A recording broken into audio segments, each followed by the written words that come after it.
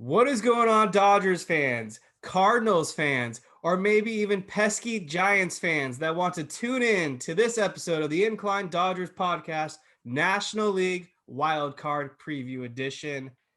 Of course, if you're a Dodgers fan, your Los Angeles Dodgers finished the regular season with a 106 and 56 record, tying a franchise milestone that they set back in 2019.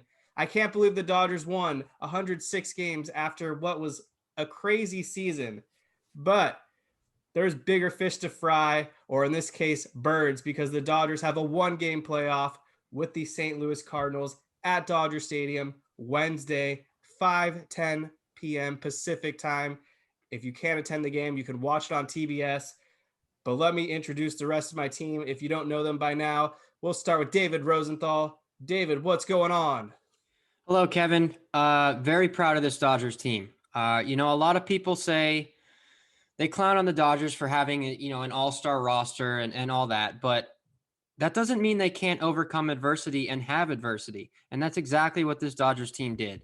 They lost Dustin May early on. They lost Corey Seager for a majority of the season. Kershaw goes down at the end. Kershaw goes down mid-season. Now we lost Muncy, and the list goes on and on and on.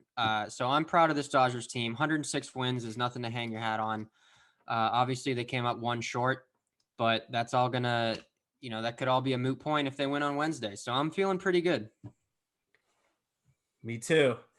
But this Cardinals team is the one team I didn't want to face because they are red hot.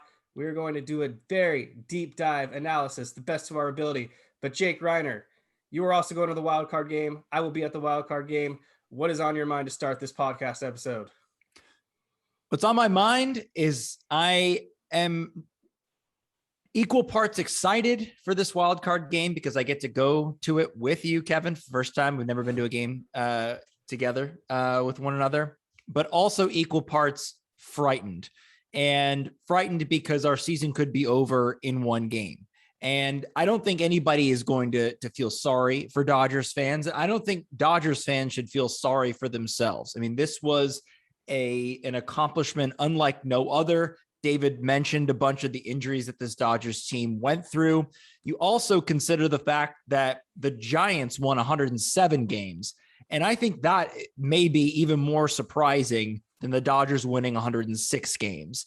But they enter the wild card as basically having more wins than any other wild card team or second place team in the history of baseball. But like Kevin said, I am very nervous to face this Cardinals team because historically, since the start of the league playoffs in 1969, the Dodgers have faced the Cardinals 5 times, and they've lost 4 of those meetings. So not a great track record with this franchise, but this is the best Dodgers team I've ever seen assembled, even given all the injuries. So I think if there's any team that I would rely on, it would be this one to get this done and get to the division series. You got to figure Don Mattingly was part of what, 2 or 3 of those Cardinals losses? 2 of them. Yeah. So, take that with a grain of salt, but I hear your worry. Yeah, losing Don Mattingly is definitely going to make a big difference because he was ass. Yeah, Anyways, it was so bad. Let's get into this. Your Dodgers, as I already said, 106 wins, 56 losses. You can date it back 3 months or so when we had 60 games left. And I said, don't be down on this Dodgers team. The last 60 games, think back to 2020. That's when the real season begins. Well, what did the Dodgers do in their last 60 games? They went 45-15. Considering they went 43-17 in 2020, this team was kicking ass down the stretch. But they are facing a St. Louis Cardinals team that finished the season 90-72. They went on a 17-game winning streak. Over their last 10 games, they went on a 7-3 tear.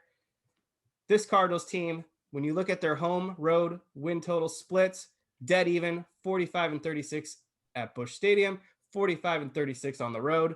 So no real advantage there, but the Dodgers were, of course, the best home team in baseball.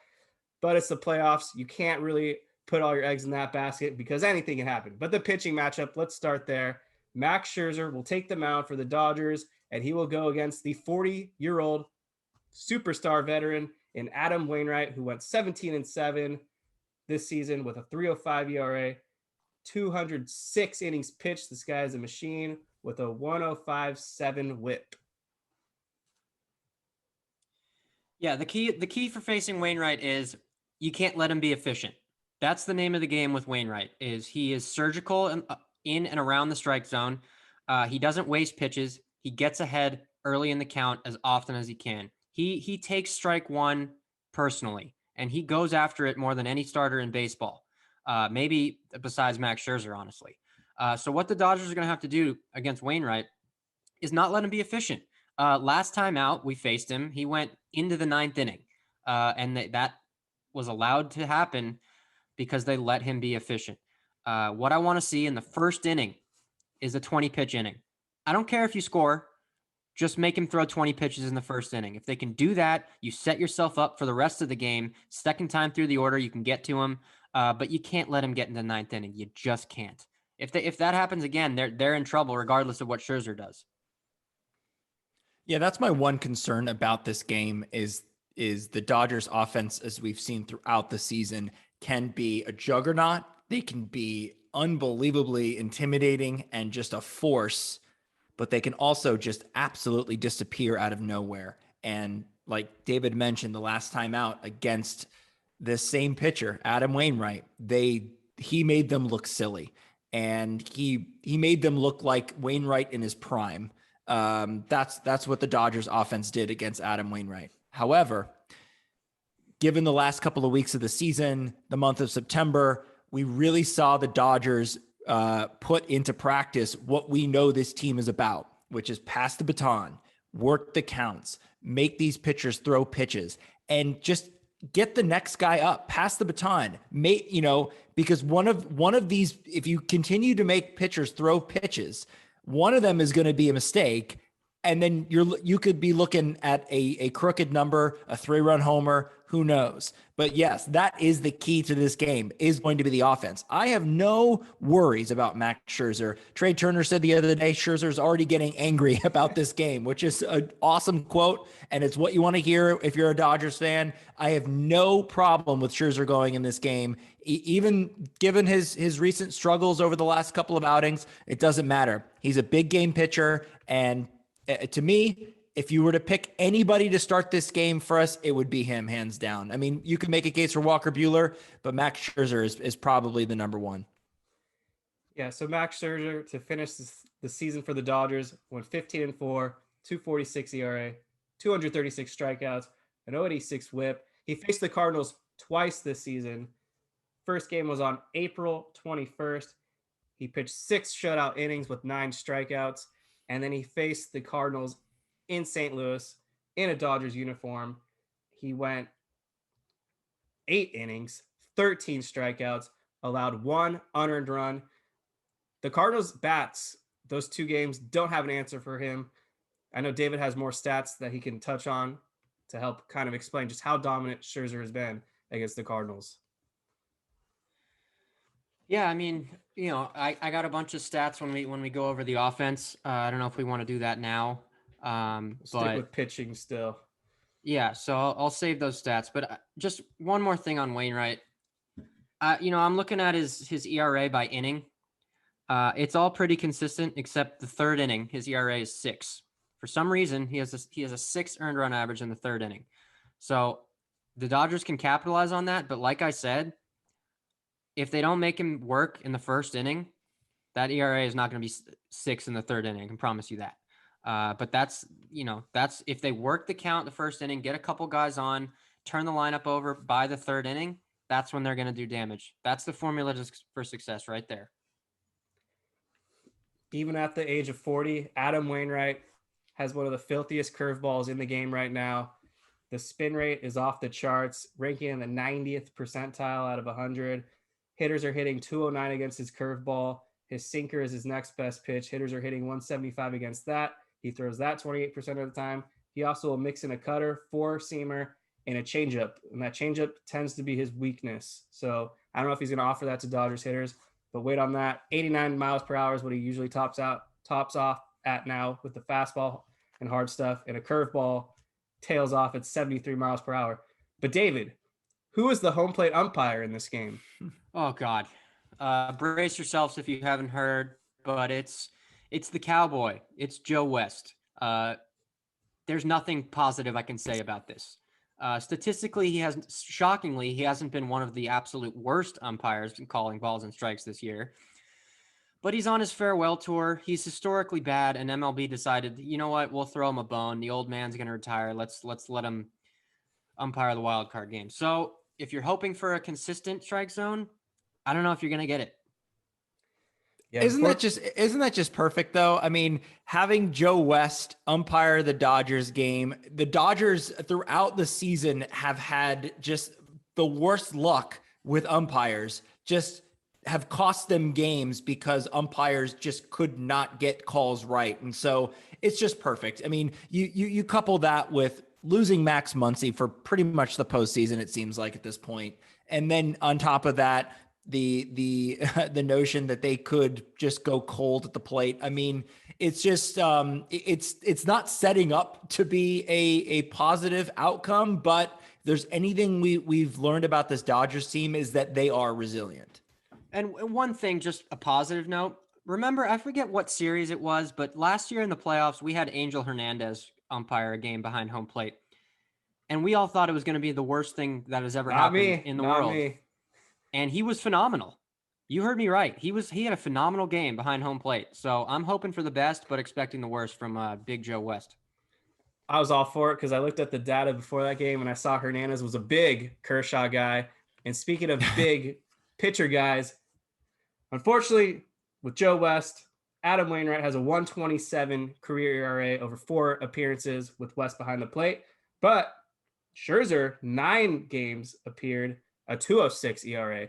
So the bigger sample size. Bigger sample, yeah. The Vegas runs total is over under 7.5. I almost want to bet the under. I'm not going to bet on this game, but I think it's going to be a low scoring game. Before we move over from pitching, I think we still need to talk about potential relief options. And we can start with the Dodgers. 100%. We know Blake Trinan's got to be the guy to face the heart of the order. Kenley Jansen, it's crazy, but he's earned, I think, everyone's trust at this point to be the 9th inning guy. You know, obviously we have to evaluate every situation. If it's the heart of the Cardinals lineup coming up in the 9th and Trinan's available, then maybe go to Trinan. But I think for the most part, Jansen is going to be that 9th inning guy. Corey Knebel's got to be an option. Alex Vesia's got to be an option, although the Cardinals don't have many lefties in their lineup. Phil Bickford might come in there to get an out. And Joe Kelly, I guess, is your other guy. Is there anyone else I'm missing? I would go with Joe Kelly over Knebel. I would not. For the record. Why not? He's had a better season. Joe Kelly has had a very good season, but I've watched Corey Knebel as of late, and he's looked like Milwaukee Brewers Corey Knebel. Whereas Joe Kelly can kind of lose control at a moment's notice. He does owe us because he is the one who broke our hearts as a Cardinal, and broke our ribs. But if you're asking me who I want to get outs right now, it's Corey Knebel personally. Well, my hope is that Scherzer goes 7 or 8. Yeah, that's the best case scenario. And then we can just use Trinan and Jansen. To validate how hot Knebel's been recently, over his last 7 1/3 innings pitched, he's only allowed 1 hit, 3 walks, and 11 strikeouts. No runs allowed. He's looked real good. He looks healthy. He took a little bit to get back from that injury, but he looks good. Yeah, when they decided not to make him an opener anymore. Yeah. So dumb. But here's what I want to say. I think only 5 people should be allowed to touch the ball in this game. Max Scherzer, Blake Trinan, Kenley Jansen, Alex Vesia, or Julio Urias. Yes, he just pitched on Sunday. But Wednesday, he can absolutely go an inning or 2 if need be. We've obviously seen him have success out of the bullpen. I don't need to tell you guys that. I don't need to tell anyone listening that. But in a win or go home game, you got to go with your best guys, period. And if that's Julio Urias out of the bullpen, so be it. You burn him, you use him, you win the game. Those are the only 5 guys I want to see. Maybe Corey Knebel as well. But everyone else should be strapped down in the dugout and, not let Dave Roberts pull any funny business here. Yeah, Urias is definitely the dark horse. If things start to go off the rails or slip a little for Scherzer, you can't let this game go out of hand. You got to put in Urias, but we have to hope for the best with Scherzer. 7 strong is what I'm praying for, and then you just have to get those 6 outs. Cardinals, on the other hand, they don't have the best bullpen, and I'm trying to predict what they could do in case Wainwright doesn't have it or they have to go to the bullpen regardless. John Lester, lefty, we've seen him a lot. He pitched on October 2nd. He went 5 innings. I don't know if they would go to him on 3 days rest. Jack Flaherty, there you go. Probably will see him. Yep. Right now, he is exclusively coming out of the bullpen. He's averaging about 1 inning appearance. He last pitched on October 3rd, although Mike Schilt did say that if the Cardinals advance to the NLDS, they will give him a run as a starter. Don't know how much I buy that. Is there anything you wanted to touch on with Flaherty before I name other people? Yeah, I mean, I think if you see the Cardinals with a lead and Wainwright's, nearing the end, he's at around 90 to 100 pitches.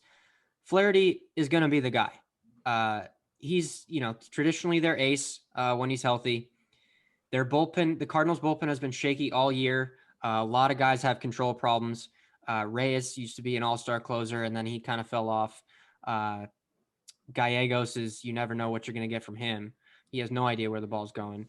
So I think we're going to see Flaherty regardless, but especially if the Cardinals get a lead. Yeah, Gallegos has earned his way as the Cardinals closer. He's actually been on a good run recently. Alex Reyes, who was an all-star, as you mentioned, has been on a complete free fall over his last 29 innings pitched. He has a 6 ERA. Yeah. And then because teams just seem to know that the Dodgers struggle with lefties at times, TJ McFarland, a guy you will probably see out of the pen to face former guys Diamondback, yeah. Yes. Yeah, I remember him. Face guys like Bellinger and Seager and maybe Beatty. And then Dakota Hudson, who is probably a starter, but could also come out of the bullpen. He last pitched on October 1st, a sinker baller. He went 5 innings on that day. And then I know Genesis Cabrera could be an option too, but he's kind of bad. And Chris Taylor had that epic 14 pitch at bat against him or whatever it was. But I think I'm ready to talk offense if we're ready.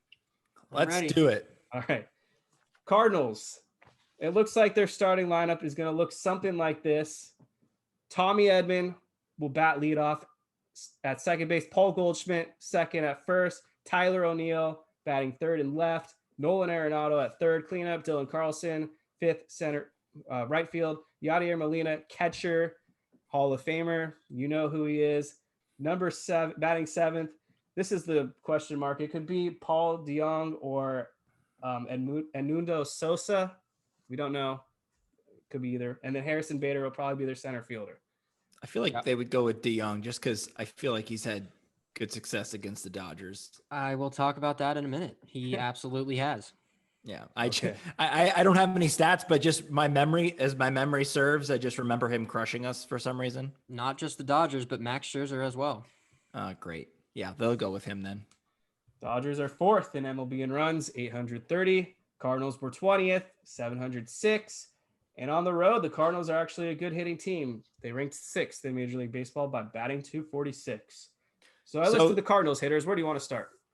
Well, I just kind of want to give my general thoughts, which are the Cardinals offense got hot at the right time. In the month of September, they had a team average of 264 and an OPS of 802, which were their highest marks of the season. They hit 54 home runs, which is nearly twice as many as they hit in all of August. And they hit more home runs than they hit in June and July combined. So this offense was clicking, or it has been clicking at the right time. And I remember we talked about this in the off-season episodes that we did when we talked about the Nolan Arenado trade. A lot of people were saying, hooray, we got him out of the NL West. Well, that has come back to bite us now because we Yeah. talked about facing him in the freaking playoffs as a member of the Cardinals. Well, guess what? We're facing him in the worst possible scenario you could draw up, a one-game freaking winner-go-home playoff game against Nolan Arenado. Also, Paul Goldschmidt, who kills us. I'm not looking forward to facing this lineup, but I'm just glad that Scherzer's on the mound. I said the same thing about Paul Goldschmidt too 2 years ago when they were all like, yes, he's out of the NL West. I'm like, no, we're going to face him in the playoffs one day. And that should have been 2019, but Dave Roberts did the Kershaw thing. But anyways, let's get back to the point. Yeah, my point is simple. Tyler O'Neill is the guy you got to get out. That is their best hitter right now, period. I know you got Arenado and Goldschmidt, the name recognition, the star power. But if one guy is going to win this game for the Cardinals, it's going to be Tyler O'Neill. He has been arguably the hottest hitter in the National League since this Cardinals streak begun. And I'll get into some stats here in a minute, but just, these are the stats of the last 7 days. So the last week of the season. Tyler O'Neill is 8 for 19 with 2 home runs at 1,300 OPS. He is 0 for 3 against Scherzer, but he's coming in scorching. That is the guy we have to worry about. Clear as day, right there. And I can tell you one thing. When it's late in the game, Blake Tryon will be facing him. I don't know if it's going to be the 7th or the 8th, but Blake Tryon is going to be facing Tyler O'Neill, period. And that's the way it has to be. Okay, well, sorry if I steal your stats here. Tyler O'Neill on the season had 34 home runs, 80 RBIs, a 912 OPS on the season. Against the Dodgers over 7 games, hit 375 with a 1,256 OPS and 3 home runs. But and he also broke our hearts. Remember in that game early catch. on in the season with the catch off the Mookie Betts hit that was in the 9th inning. So that would have won the game for us, or at least tied it or something. That killed us. That and the Mike Tauchman catch, honestly, were the two just most crushing defensive plays made against the Dodgers this year. Avisal Garcia against the Giants, though, is the most. They won 106 games. We cannot dread on the unforgivable. past. They won 106 games. You cannot dread on the past. As much as I want to agree with David, Tyler O'Neill is that guy. You cannot sleep on Paul Goldschmidt. 294 batting average this season, 31 home runs, 99 RBIs. Against the Dodgers this season, he hit 350 with a 959 OPS, 1 home run, 2 RBIs. In his career against the Dodgers, 293 batting average, 900 on-base plus slugging, 33 home runs, and 101 RBIs. That's essentially a full great season of data right there. Well, Kevin, I have some good news for you. In his career, Paul Goldschmidt against Max Scherzer is 5 for 32 with 16 strikeouts. That is half of his at-bats have ended in him slowly walking back to the dugout sad. You can ask for a better matchup in terms of how to get Goldschmidt out for the first 3 at-bats. He is not necessarily hot at the plate either right now. He's 4 for 15 with a 753 OPS in his last 7. I can go through this whole lineup if we want real quick. I don't know, Jake, do you want to get in there before I do that? Well, yeah, I mean, he's not been on fire as of late, but overall since the All-Star break, he hit 331, over 1,000 OPS, and hit 17 of his 31 home runs since the All-Star break. So, yeah, he's not hot lately, but I mean, he's just such a dangerous bat in that lineup. Oh, absolutely. He's no Josh Reddick, but against Max Scherzer, he's certainly performing like it. All right, so for just to round out the rest of this Cardinals lineup, I already talked about O'Neill and Goldschmidt. These are stats in their last 7 games. Again, Dylan Carlson, 7 for 17, 3 home runs, 1,500 OPS. Him and O'Neill have been the 2 hottest hitters for them. Against Scherzer, Dylan Carlson, 0 for 7. Arenado, 3 for 13, 728 OPS, 2 for 10 against Scherzer. Bader, 4 for 19, 618 OPS, 2 for 10 against Scherzer. DeYoung, 3 for 17, 530 OPS, but 4 for 13 with 3 RBIs against Scherzer. Molina has not played a lot the last week, 1 for 7, and 1 for 17 against Scherzer. And finally, Tommy Edman, 4 for 17, 690 OPS, 4 for 9 with a homer against Scherzer. Is Edman the only one with a home run, or are there other? Yes. So those are going to be the 8 guys for sure, unless they pull a complete wild card and catch us off guard. But those are going to be the 8 guys. As I said, the 2 with the most success against Scherzer are Paul DeJong and Tommy Edman. Yeah, I don't think they're going to surprise us with the lineup. Matt Carpenter is like a dying cat out there. Yeah. He's essentially one of the last men off the bench. But Nolan Arenado, kind of a weird season for him outside of Coors, his first season. 255 batting average, was just low in Arenado standards, 312 on base, but he did crush 34 home runs and had 105 runs driven in. And then the rookie Carlson, you already said how hot he's been recently on the season, 343 on base, 18 home runs. This Cardinals team, they're solid. And I think comparing them to the Reds or Padres, this is the toughest matchup on paper. Well, yeah. I mean, if the Padres hadn't absolutely imploded and died, I think you're right. But before the Padres collapsed, they played us really well. Yeah. So I think other things were at play there in the Padres clubhouse. And even with their collapse, if Blake Snell was healthy, I'm still taking this hot Cardinals team and Adam Wainwright over that. Because even, we did sweep the Padres, but they kept the game close a little bit. And still, Blake Snell is just not what I want to face for 5 or 6 innings. Just not. Well, part of the game is lasting 162 of them. But Emilio Pagan, on the other hand, that is the guy I want to face. Yeah. That was a crazy game. I don't even know if we'll touch on that. Maybe at the end. And instead, Snell will be on his couch playing MLB The Show on Twitch. Calling people slap dick prospects. So I think it's time to talk Dodgers side of things. And I think we all should try to put together what the Dodgers starting lineup will be.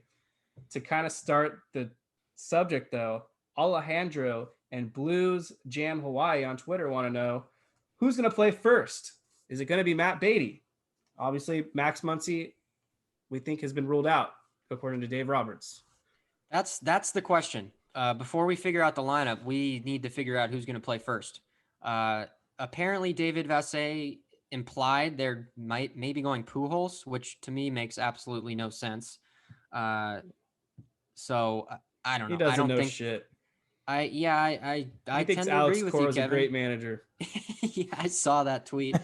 I don't know. I mean, what do you guys think? Bellinger, Beatty, what? Well, here's my dilemma, and I came up with several iterations of the Dodgers lineup that I'd like to share with you guys in a moment. Please lay it on me. But to start with this, I don't. I mean, to kind of answer Vasse's thing, I don't think that they're going to go with Pujols, because if you put Pujols in there, then the entire lineup is right-handed, pretty much, with the exception of Seager. Yep. And that's if you don't play Lux either. And maybe not Bellinger. Who knows? I mean, maybe it's just Bellinger and Seager. My thought on playing Matt Beatty at first base is this. Understandably, he is not a good defensive player. Wherever you put him, he's not really that elite at any one position. So that's hard to put someone at first base where a lot of ground balls, going to be a lot of close plays, going to be some balls that are going to have to dug out of the dirt that would be easy pickings for Max Muncy or even Cody Bellinger. So that's the only concern with Matt Beatty. The pros for starting Matt Beatty, he's left-handed, and he goes along with what David and I were saying at the top, which is that he works counts and he makes pitchers throw pitches. And so if you want a guy that can grind out at bats, Matt Beatty's your guy. He's a selective hitter. He will work the count. He'll get on base, and he's been hot as of late. So I like him in the lineup. I don't know if he's the right choice defensively. I don't like him in the lineup. And my logic comes down to this. Who is going to be your pinch hit guy if you have runners at the corners per se? Don't you want it to be Matt Beatty? Of anyone else possible? I mean, yeah, that's one reason, but if he's going to get a hit, I'd rather him do it early, get a lead. But look, my take on this is pretty simple.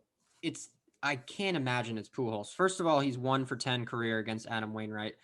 Like Jake said, the entire lineup would basically be right-handed. He's also really slow. That's an understatement and true. But the weird thing is this lineup is going to be weird, and I'll explain what I mean by that. Is after Seager, you don't really have another left-handed bat until Cody Bellinger, who would normally be hitting 8th at this point. So if Matt Beatty starts, you're probably going to see him hitting 5th because Roberts loves to do the left, right, make the pitching changes difficult. So it could get weird with Matt Beatty hitting 5th and Will Smith or Justin Turner and AJ Pollock hitting behind him. As for who starts at first, Bellinger, Beatty, I don't know. Personally, I would go with Bellinger at first and Lux in center. And you can always move Bellinger to center later and bring Beatty in at first or Pujols. Yeah, I can't wait to say my lineup because it's definitely. Are we ready for our? But this is what I would go with. Okay. Ready? Okay. Yep. So the top 4, I think will be the top 4 probably for all of us. Maybe a change here or there. So this is what I would go with. We got Betts in right, Seager at short, Trey Turner at second. Those top 3 are locks. Yeah. Then I would put Will Smith at catcher, batting 4th. AJ Pollock, who's white hot, batting 5th. Justin Turner 6th. Bellinger 7th in center. Matt Beatty at first, hitting 8th, and then Scherzer 9th. And again, I am taking a risk here because of the defense. That is the only thing holding me back with Matt Beatty hitting 8th. And to your point, Kevin, about pinch hitting in late situations, yes, I get that we're losing that. But if you don't start Lux, you have Chris Taylor if you don't start him either, and you got Pujols. So you've got options for guys that can come in and pinch hit in a late inning situation. Kevin? Okay. So what kind of helped me make my decision with the lineup is, first of all, Adam Wainwright doesn't have any crazy splits against right-handed bats or left-handed bats. And so I don't think we should overthink things here. I mean, righties in general are hitting 209 against him with 11 home runs. Lefties, 229, 10 home runs. Adam Wainwright overall on the road has a 3.58 road ERA. So nothing seems to phase this man. So my lineup starts similar to Jake. Mookie Betts, right field. Corey Seager, shortstop. Trey Turner, second base. I have Justin Turner batting cleanup. I like it. And it's simple. He is the clutchest playoff hitter on the team. And you just have to, he's been looking better as of late too. You just have to go JT. I have Will Smith batting 5th. I like him in that spot at catcher. AJ Pollock is my left fielder batting 6th. I have Cody Bellinger at first base hitting 7th. And I have CT3, Chris Taylor in center field. And it's simple as that. It's simple as this. Gavin Lux has been pretty bad in the outfield defensively. There were 2 plays yesterday in game 162 where they just went over his head. He had the glove on the ball. He couldn't make the catch. We saw him get killed by the center field wall. He could not read that ball at all. It just terrifies me to death that a ball is going to get hit his way and it's going to result in a triple. And next thing you know, the Cardinals blow it wide open. I have seen what Chris Taylor can do in center field. He is very serviceable. I don't think we lose much of an edge between Gavin Lux and Chris Taylor's bat. Gavin Lux hasn't even played that much as of late. And though Chris Taylor has been pretty dreadful over the last month, over his last 7 games, I see he has a 389 on base. So we know he can work the count. So one thing I'll say about your lineup, Kevin, is it's probably the best defensive lineup that you could roll out there. Absolutely. And that's a lot of what I value too, because I think this is going to be a low scoring game. I think every run is going to count. Max Scherzer is your guy. You have to have him out there as long as possible. And I would have had Austin Barnes at catcher, but things changed when Max Muncy went down, and I need Will Smith's bat in there. All right. Mine is different than both of yours. First 3 are the same. Mookie Betts in right, Seager at short, Trey Turner at second. 4th, I have Justin Turner as well. For the reasons Kevin said, the Max Muncy injury changes things. You need a guy who has experience and has produced at that level. Late in the game, I'll take Justin Turner up. My pleasure. 5th, I got Pollock in left. Can't hit him at this point. Again, the Max Muncy injury changes things. You need guys at the top now. It was a luxury to hit Pollock 7th or 6th or 8th. You can't do that anymore with Muncy out. Then my lineup gets different. I am rolling the dice and starting Gavin Lux in center field, hitting 6th to break up the lineup. 7th, I have Will Smith, who has been very cold at the plate recently. And 8th, I have Bellinger playing first base. My caveat is this. I'm taking Lux out of the game after 2 at-bats, maybe 3 at-bats. I want him in there against Wainwright. Yes, he hasn't played since that injury, but before that, he was arguably the hottest hitter with AJ Pollock. I need his at-bats in there. He's shown he can get on base using his speed, and I think he can get by in center field for the first 5-6 innings. Then you bring in Chris Taylor, or then you bring in Beatty and Pujols at first and move Bellinger to center. That's my caveat. So, yeah, I mean, look, if you're going to bring in Beatty as a defensive replacement at first base to move Bellinger to center, then I would just start Beatty. I mean, Beatty or Pujols. Yeah, I mean, aren't you saying that, you know, you're using Beatty's defense in the most crucial innings, the later innings. So my argument or is, you bring in Chris Taylor straight up and put him in center and leave Bellinger at first. yeah, that's true. You got options. Yeah, you got options.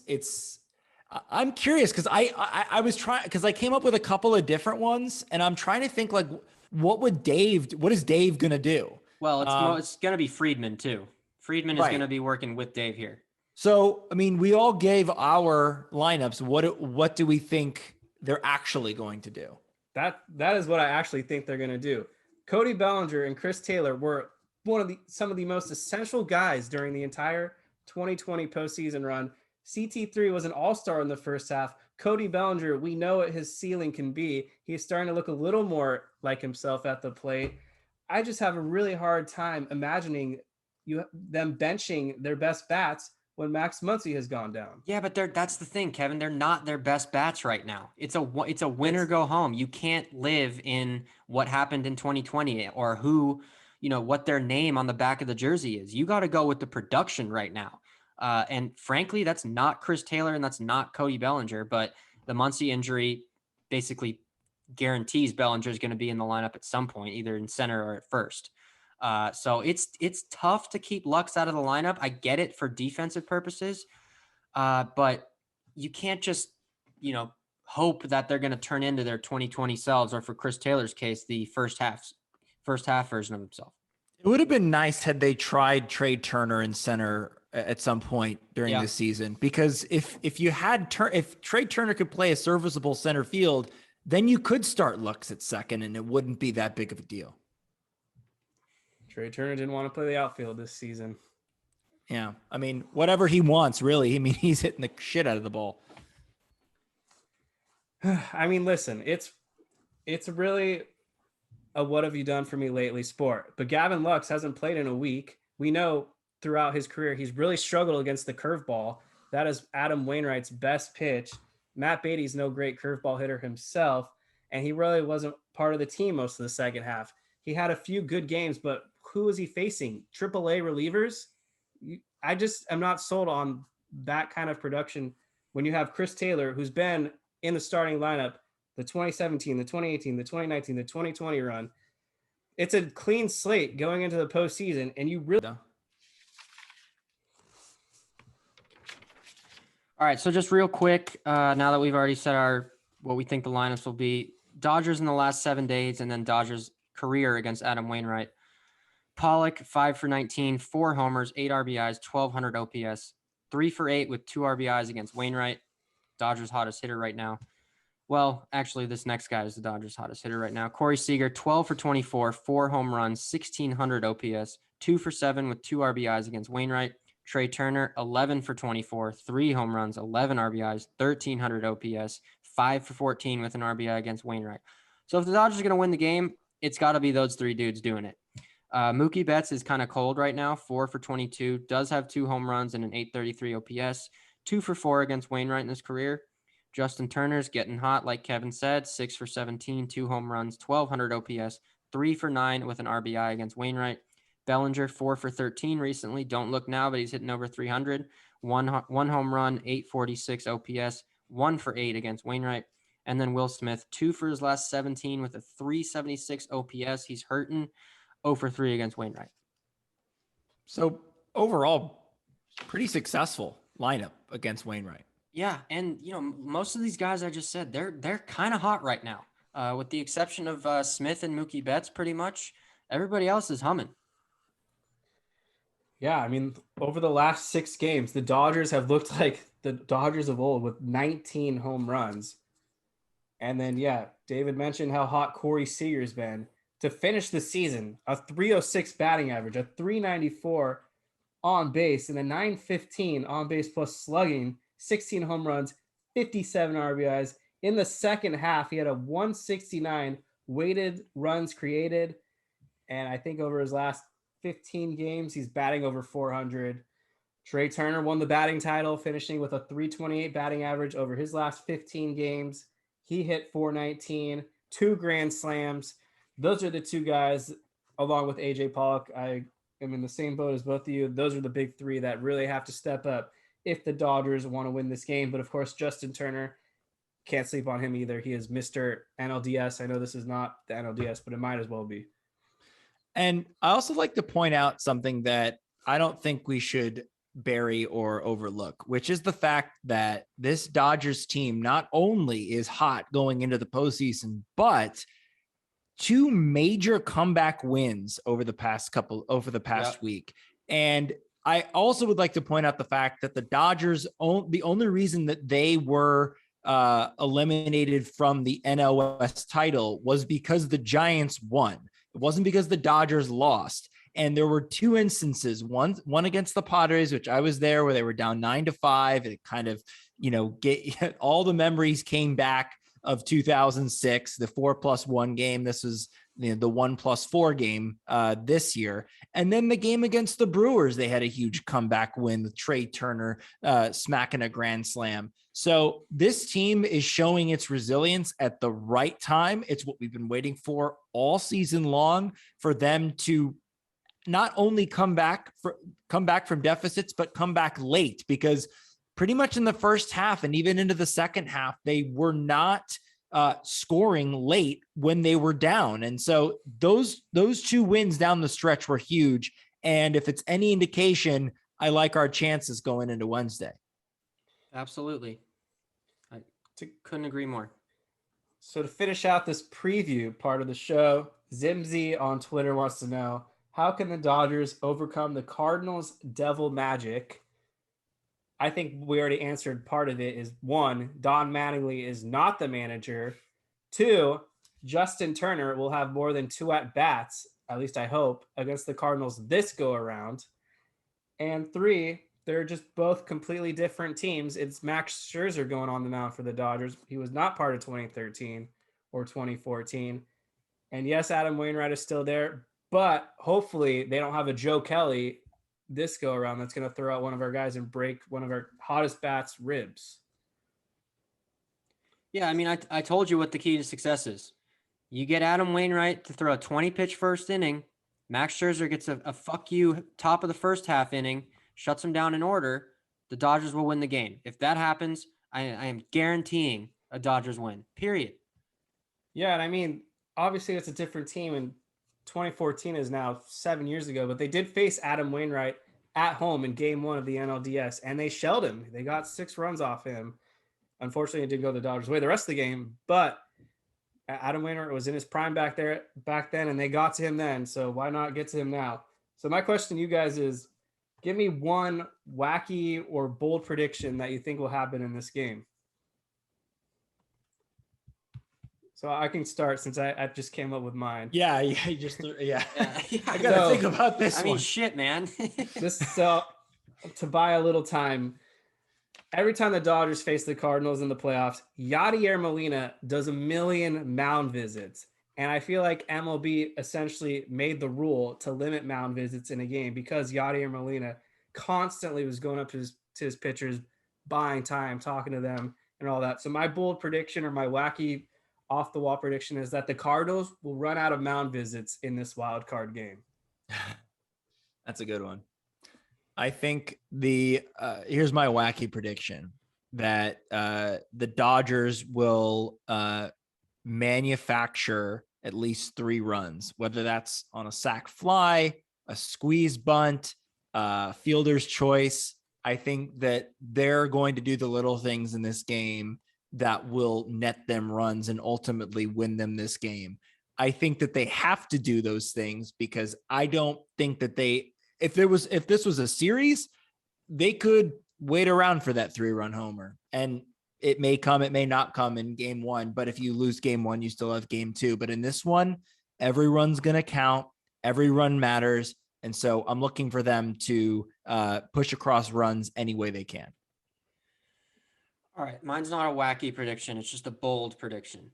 And if this happens, I need to go buy a lottery ticket. But 7th inning, Blake Treinen's going to come in relief of Max Scherzer with 2 men on base and get Tyler O'Neill to end the inning. That's what I have to say. I don't know. He could come in with 1 out. He could come in with no outs or 2 outs. But to end the inning, there's going to be 2 men on base, and Tyler O'Neill is going to be at the plate, and Treinen's going to get him. I like the outcome, but I do not want to see that situation. I agree. I would take it ahead of the 6th inning, though. Yes. All right. Well, I think that covers just about everything you need to know about the National League wildcard game between the Dodgers and Cardinals. Before we go, can I do a little bit of trivia with you guys about the Dodgers and Cardinals? I have a little bit of a fun game to do. Please. Yes. Okay. So this will be a little fun. So at the beginning, I mentioned that the Dodgers have lost 4 of 5 meetings in the postseason. So the first season, or the first series that they lost was in 1985, which I believe the Cardinals went on to win that World Series. So let's just skip over that real quick and go to a little more recent one. So the next one was in 2004. The St. Louis beat us 3-1 in the NLDS. And I just want to see if you guys, how many players can you name that were in the main starting lineup in that 04 team? Oh God, What the hell? This will get easier. This will get easier once we get to so no 2013 pitchers. and 2014. So no Well, pitchers. You don't, I mean, there is Jose one. Lima was the winner. Yes. I was going to say there's one pitcher you should get. Sean Green. Okay. Yep. Sean Green. Beltre. Yep. Beltre. That was his best season as a Dodgers. So 04. Catchers was Brett Maine and David Ross. Brent Maine was the main catcher, but Sean Green was playing first base. What a ridiculous snipe that was. I feel like you just glossed over that snipe, Jake. Brent Maine. Yes. Well, if you get Brent Maine, then you should get this other guy too. Jason Worth. Okay, Jason Worth. Yep. Was Chad Kruger the other catcher? No. Okay. Milton Bradley. Yep, Milton Bradley. Man, I was. Who's my favorite middle infielder of all time? Cesar Turris and Yep. Alex Okay. Cora would be your. Yeah. It was Cesar Astures for the record, not Alex Cora. Yeah. All right, and Steve Finley. There you go. I think I got them all right. Yeah, you did. You got them all. You got That was them all. impressive, Kevin. But interestingly enough, Pujols was on that 04 team. Right. Mike Matheny, who is now a manager, is on that team. Scott Rowland, Edgar Renteria. Oh yeah. Reggie Sanders, Jim Edmonds. Yeah. Jim Edmonds, and newly elected Hall of Famer Larry Walker. Right. Tony Womack as well. Pitching staff. What about, was that was Carpenter, or that was too old? Carpenter won the Cy Young in 06 or 05, I mean. So he probably was on it. Yeah, I think so. Okay. And also I'd like to point out before I move on to the other ones is I think the reason we lost, because that was a pretty decent lineup. I think the reason we lost that series is because we had the worst pitching staff ever. Odalis Perez got rocked in game 1. Jeff Weaver got shelled in game 2. The Weave train. Yeah. Jose Lima was great in game 3. That's the one we won. And then game 4, fucking Wilson Alvarez.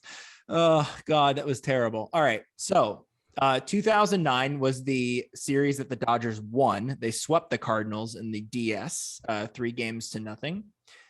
Who was the main lineup for 2009? Oh my God. This is a memory challenge. Russell Martin catcher. Yep.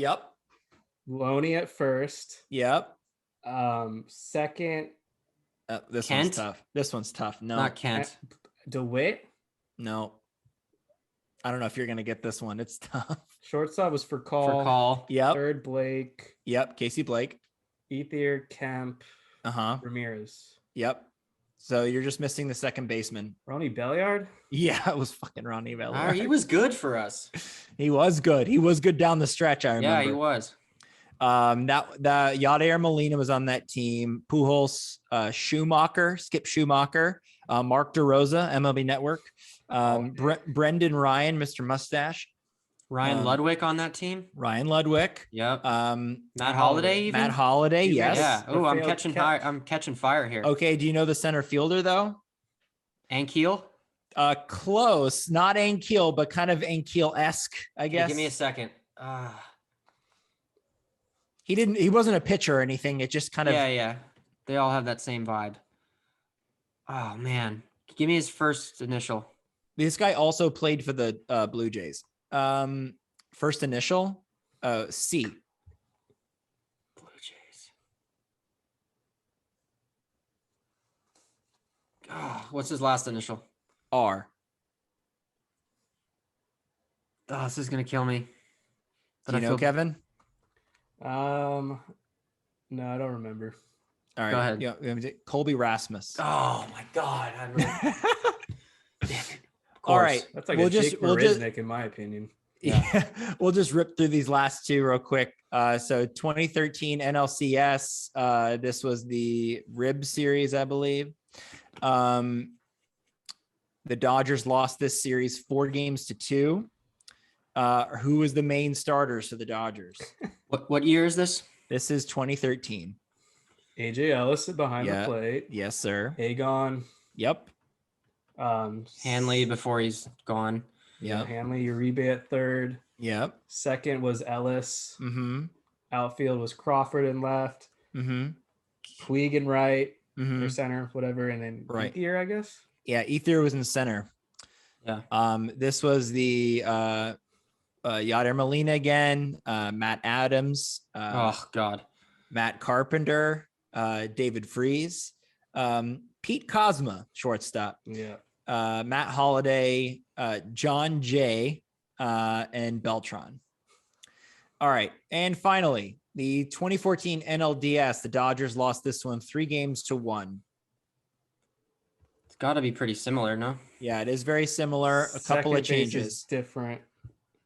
Is that the Yes. O-Dog? O-Dog? No. That was earlier. 2014 second base. God, why am I blanking? Not Mark Ellis? He No. retired. No. Why it's killing me that I can't remember. This is actually the only difference between 2013 and 2014. Oh, D. Gordon. Yeah, there you go. Oh yeah. D. Gordon. And then the Cardinals was similar. He had Molina, Adams, but this was I think the first season of Colton Wong. It was Carpenter. Do you remember the shortstop? This one's tough. for the Cardinals, the shortstop. He also played for the Tigers. No, I don't remember anymore. This is Johnny Peralta. Yeah. Matt Holiday, John Jay again, and then Randall Grichuk. Yeah. He hit the home run off Kershaw. I think the top of the first, game 1. Yep. But the Dodgers had a 6-1 lead in that freaking game, and then Kershaw got shelled in the 7th.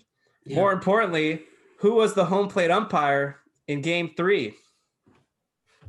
Joe West, No. Angel Hernandez. No. Dale Scott. Dale Scott, my friend. Awful. Friend of the show. Friend of my show. Who hit the go-ahead home run in game 2, and who was it off? I don't know. My memory is apparently atrocious. It was Matt Kemp, wasn't I guess I just blocked all that out after all that pain. it? Yeah. Anyway, that was fun. All right, yeah. Just a couple things before we call it a day. In case you didn't hear, Mookie Betts led MLB in jersey sales this season. So Mookie Betts, maybe the face of baseball. Fernando Tatis Jr. was second.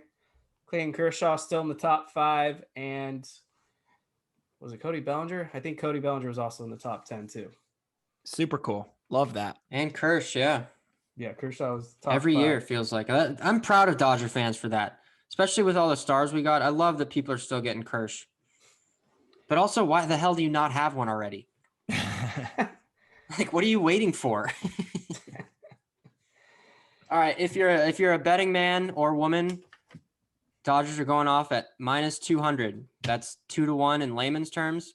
Bet $200 to win 100. AKA, if you don't gamble at all, they are favorites. They are pretty sizable favorites in this game. So take solace in that. And just the last things, the Dodgers took care of business. They had to win. They had to essentially win out, but the Giants just wouldn't lose. The Diamondbacks, F them. They went 2-15 against the Giants, or 2-17 this season against the Giants. Like, really what can bad. the Dodgers do in that scenario? The Rockies, who played the Dodgers tough, they also rolled over. I think they went like 5-14 or something. Just atrocious. Dodgers on the other side of things swept the Padres 3 times in a row. Padres finished below 500, which is hilarious.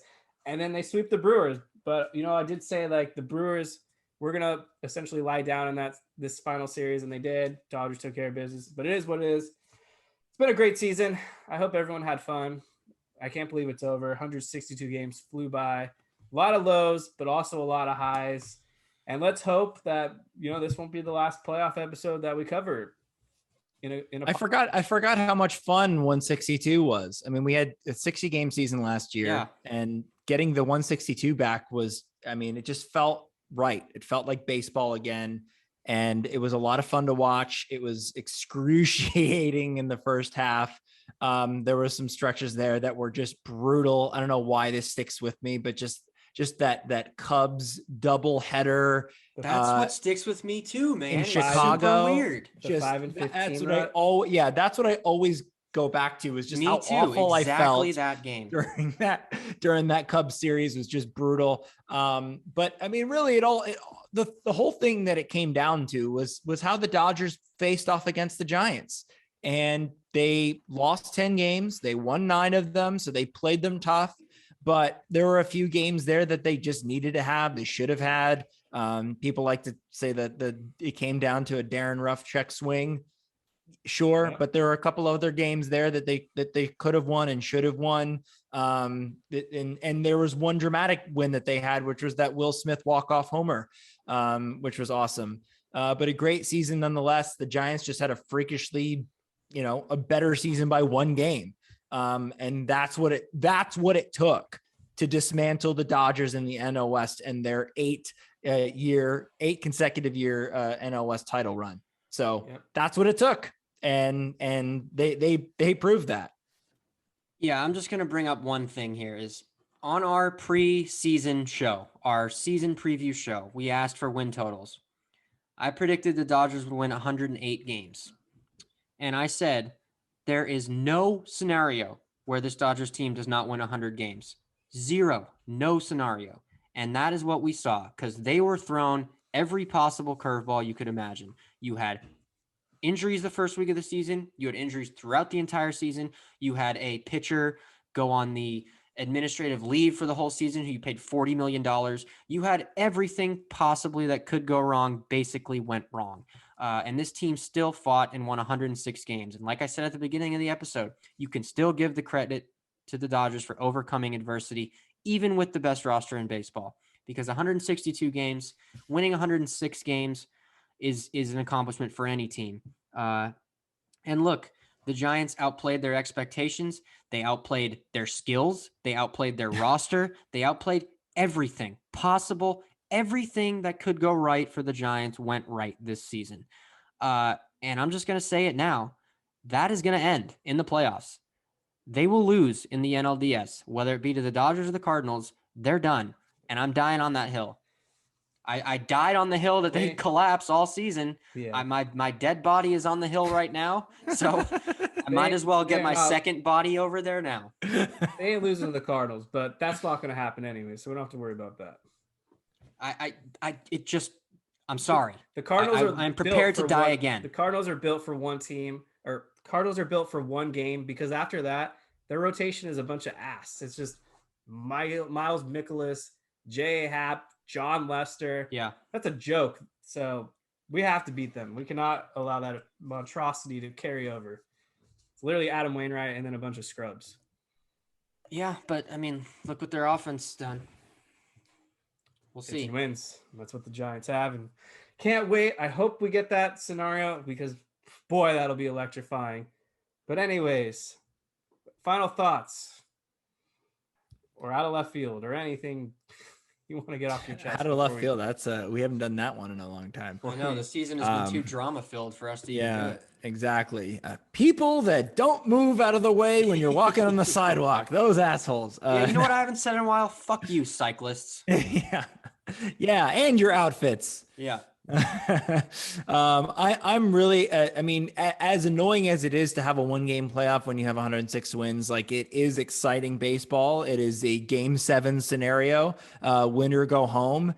And I'm riding with this team, even though I've criticized them. I've had my doubts about them. I even tweeted a few months back that I just wasn't feeling it from this team at that time. They just weren't coming together. And then they did in full force. And so, I don't care if I get ratioed or bookmarked or whatever for that. I've been a Dodgers fan my entire life. I'm going to ride or die with them no matter what. However, no matter what I say about them, no matter how I feel about them, if it's irrational or rational, doesn't freaking matter. This is my team. We're going to ride with them. And if there's any team in the major leagues that I would trust to win a 1-game playoff, it's this one. 100%. Now I'm fired up. Now I'm ready for that game right now. After that monologue, I'm ready to Hell go yeah. in battle. Let's look. I just want the Dodgers to have a good first inning. I said it 3 times today. Just have a good first inning. No runs for the Cardinals. Work the count. We're going to win the game if we do that. Look, this season has been a roller coaster. I've been extremely discouraged at times, and I've been full send on the World Series train again. But like Jake, at the end of the day, I'm going to ride with this team. I'm going to pick them to win. I don't know what the score is going to be. I don't know how they're going to do it. I don't know who's going to play well, but I'm picking them to win because when you got guys like Kershaw and Muncy go down, that does something to the players. Whether it's said or not said to the media, those guys want to win for those guys, and especially a guy like Clayton Kershaw, who did his best to come back from that injury and then re-injured it. There's something to be said for that. And I think that that's going to motivate these guys because a lot of, you see a lot of teams have World Series hangovers or they can get content after they win a World Series. I don't see that with this club. I really don't. You might've seen it early in the year. They could have just been struggling, but at this point in the season, they got the pedal of the metal right now. And I'm nervous, but very looking forward to this. And I'll leave you with this. Up until last year, the motto for the Dodgers playoffs is, not only will this kill you, it will hurt the whole time you're dying. So I am ready for whatever happens. I hope we're here in a few days doing a preview show of the NLDS. That's all I got. My closing thoughts are Max Scherzer was on the mound for the Nationals in their wild card game. That obviously worked out for the Nationals in the end. Thank you, Trent Grisham, you loser. It's good to have Scherzer, who's been there, done that. I can't believe that the Dodgers are playing a wild card game. This rule was implemented in 2012. This could be the last version of this MLB playoff format. So it figures that the Dodgers would have the highest win total ever for a wild card team. So we'll see what happens. But thank you so much, Dodger fans. Hope you all have fun. It was a great season nonetheless. So let's see what the baseball world has in store for us Wednesday. Go Dodgers.